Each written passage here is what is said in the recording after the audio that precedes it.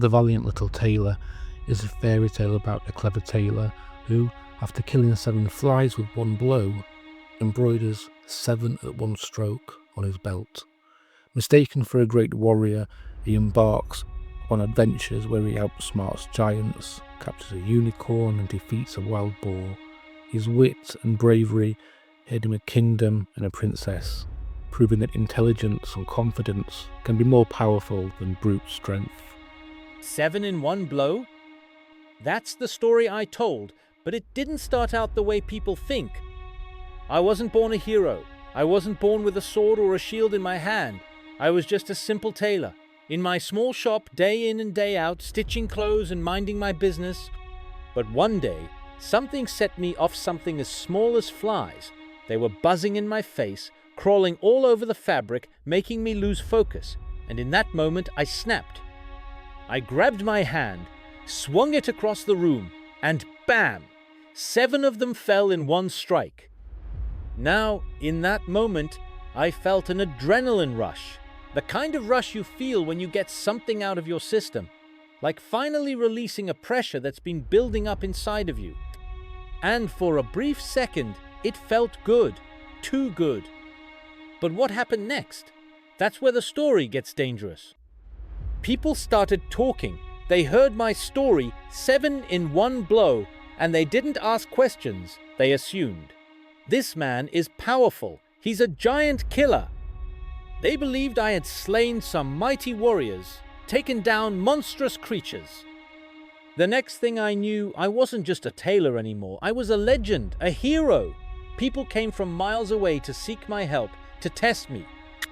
I was thrown into battles, sent to face giants, outsmart beasts, and in every challenge, I could feel that same rush, that same anger building inside me, pushing me forward. But here's the thing about anger. It doesn't stay in one place. If you let it grow unchecked, it becomes more than just a tool. It controls you. You think it makes you stronger, but it blinds you. You can't think straight, you make reckless decisions, and soon you realize that anger isn't what makes you powerful, it's the ability to control it. When I faced the giant, I realized something crucial. I couldn't fight him the way I wanted to, like a brute with rage and fury. I had to be smart. I had to think my way out of this. I didn't charge in swinging. I didn't let my anger make the first move. Instead, I took a step back. I watched. I analyzed. I outwitted him. That's how I won. I faced beast after beast, giant after giant, and each time I realized the same truth. Anger alone doesn't win wars. You need to master your emotions, not let them control you. The true strength comes from patience, from knowing when to act and when to pause. It comes from strategy, not just force. Here's the lesson I learned. Anger is a powerful force. We all feel it. It's natural. But if you let it control you, it's like a wildfire. It spreads, it destroys, it takes over. It doesn't just hurt others, it hurts you too. It makes you act out of fear, out of insecurity, out of pain. But when you learn to channel it, when you recognize it for what it is, it can actually fuel you in healthy ways.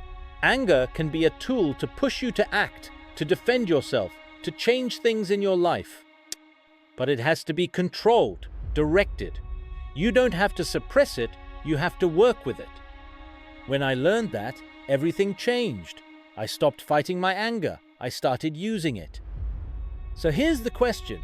What's your story with anger? Are you letting it control you? Are you acting impulsively, charging into battle without a plan?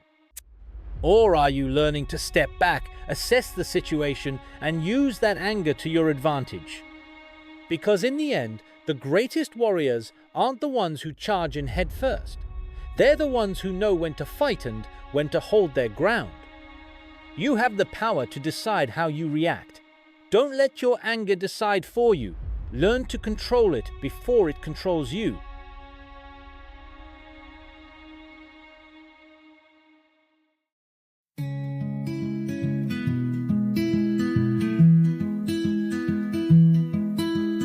Lost in the woods of of yesterday,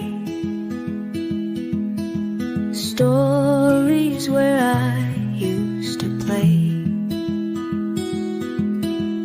Giants and dragons fade away. Now I'm searching for the way, wishing wells and magic beams, secrets hidden in the seams. Castles crumbling, losing gleams.